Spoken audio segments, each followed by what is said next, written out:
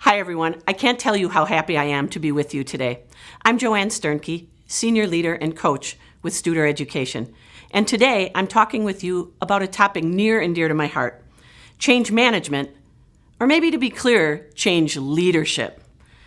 And it begins with a real understanding about change and what it is. But it also begins with what your idea is about what it means to be a manager versus a leader. So let me start with a brief story. When I became the CEO and leader of my organization, there is only one word I could use to describe me: reactive. I didn't really have a plan, and so what I did was what I call flail at leadership. I did whatever was most pressing, and I can tell you, I wasn't very proactive and I wasn't very strategic. Change was something that impacted me solely because, in many ways, I'm sad to say, it got in my way. I wasn't harnessing it, and I certainly wasn't capitalizing on it as a leader for my organization. So let's talk about those two ideas, change management versus change leadership. And to me, it all starts with your attitude about change. A person that manages change is someone who has to deal with it. It's just something that they have to get through. And that predominates how they work with their employees as they work with change. A change leader views change very, very differently. It's not something they just have to get through. It's something that they harness. It's something that they want to have happen because that change allows them to call on the power of their people and the energy that the change brings, and it fuels us as leaders to do the right thing for our organizations. Now, we all know that it's important to think about change with that positive mindset. Change is something we need to welcome. But there's also something about change that you need to know. Is it a first-order change or what we call a second-order change? Now, a first-order change is something that really is easier to manage because it's episodic and it's smaller. When I think of a first-order change, I think of a slight change in a schedule or something that we really can just get through and get done. But when I think of a second-order change, I think of something transformational and larger scale.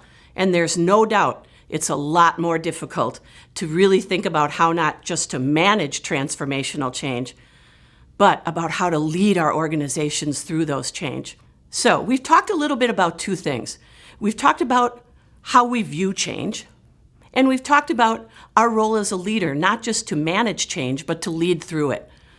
I want to close with 3 tips that I think are really important for you to think about as you think about how you can be better as a leader of change in your organizations. Well, the first one is attitude. Think about your attitude about change.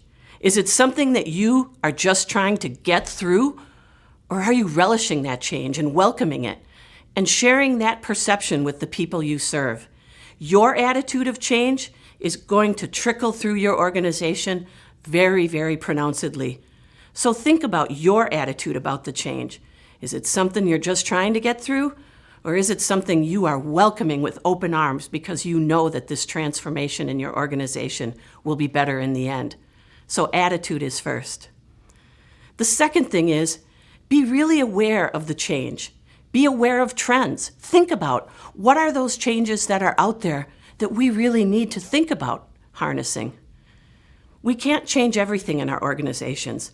So as leaders, it's up to us to be aware of what's out there for us to change and do, and more importantly, what shouldn't we do? So it starts with attitude, but then you have to be aware. What are the most important changes that we need to consider as leaders in our organization? So attitude and be aware of the potential changes. That's A and B.